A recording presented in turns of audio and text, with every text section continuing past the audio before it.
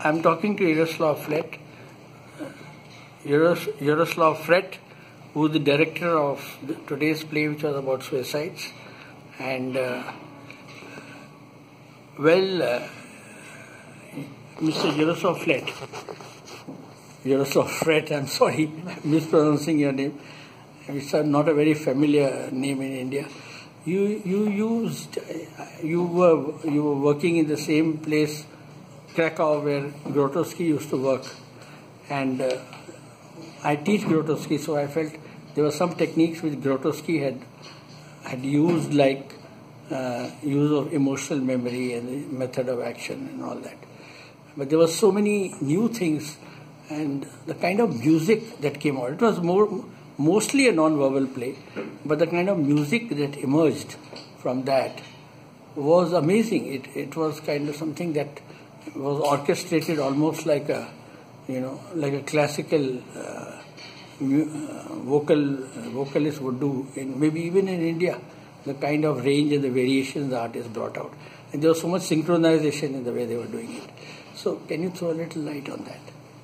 Yes, as you point, when we work, actually we work with these two parallel lines. The music was first, which for me as a director was accomplished, and next all the action score or partitura was a very long process of all ensemble.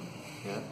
So it was a devised process for almost 1 year, and the next edited, cutted and placed in the very as well intensive process of structuralization, yeah, towards the performance.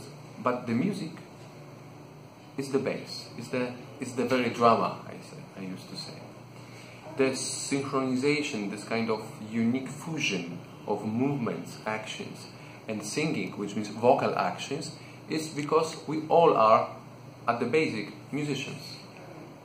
So all of people who are on the stage are singers or are engaged to a singing process.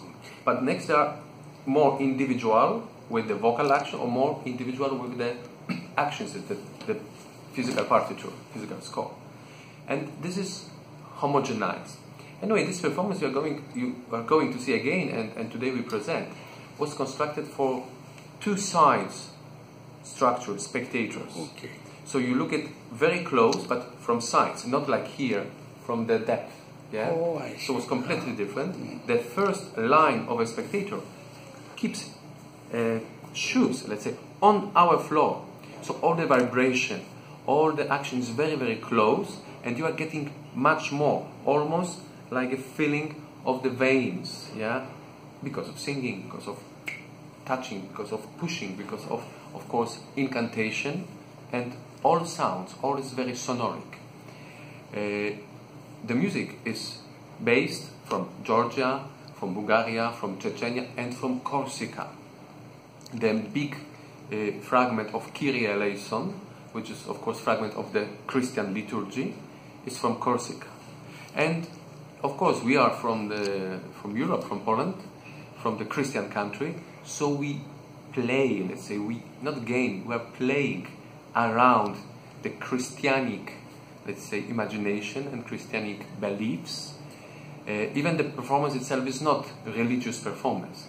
It's touching the issue of end of our life, which the issue is put as a question about suicide, which is very deep, serious question. Like Albert Camus says, who never thought about suicide is not normal.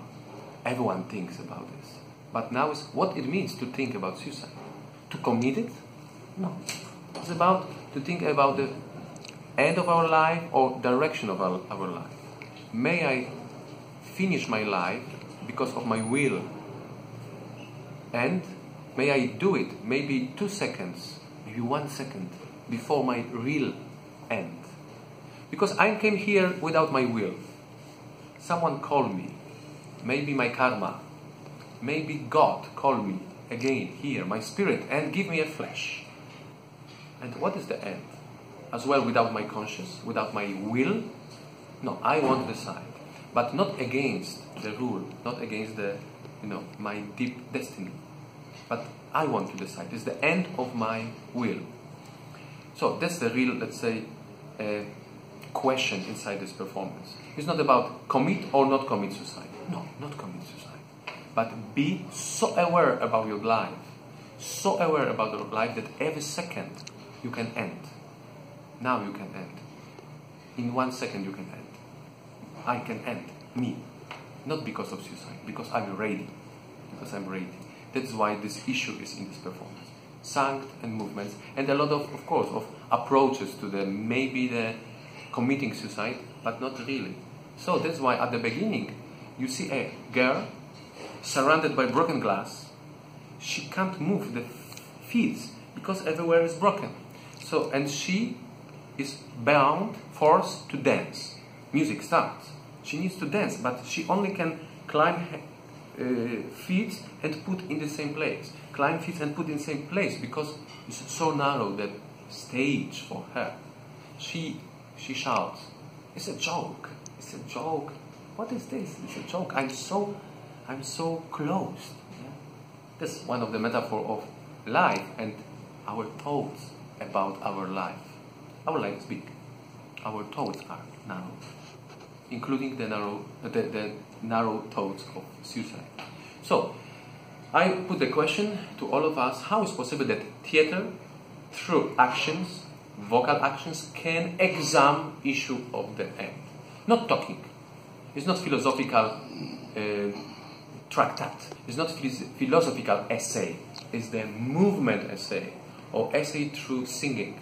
But it was also emotional. Of course, because inside of this is the emotions. We are based on emotions. Thoughts are to us given. Thoughts are, how to say, imprinted. Thoughts are incepted. Emotions are the real, let's say, path of our living. Yeah, of course, through the body, and thanks the body.